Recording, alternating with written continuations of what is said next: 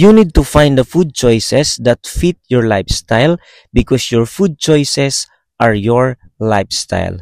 A day in my life as a teacher and also a farmer living in San Francisco, and welcome to my mini vlog. For today's video, magluluto naman tayo ng simple pero masustansyang ulam. Pero bago ang lahat, shoutout sa aming mga solid na supporters, followers na walang sawang nagre-react at nag-share ng aming mga videos ni Mrs. Paule, lalo't higit kay Edeben Bueno Borabo. Mayroon nga pala ako ditong dalawang malalaking kalabasan na lulutuin ngayon na ibinigay ng aking kapatid. Bale, tanim niya ito doon sa Linang.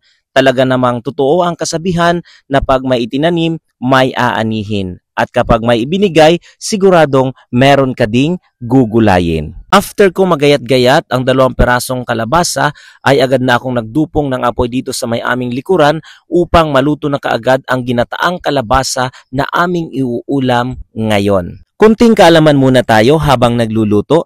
Alam nyo ba na maraming sustansyang taglay ang kalabasa?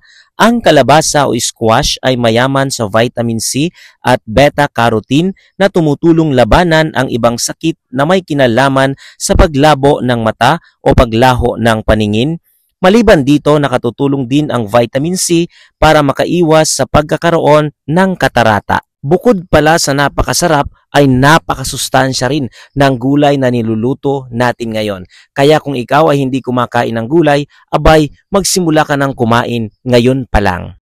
Kapag nagluluto nga pala ako ng ginataang gulay, ay nilalagyan ko ito palagi ng tanlad para maging mas mabango at mas nakakatakam pa ang kanyang lasa. Nilagyan ko na rin ito ng malunggay upang lalo pang maging mas masustansya ang niluluto nating simpleng ulam na ginataang kalabasa with malunggay.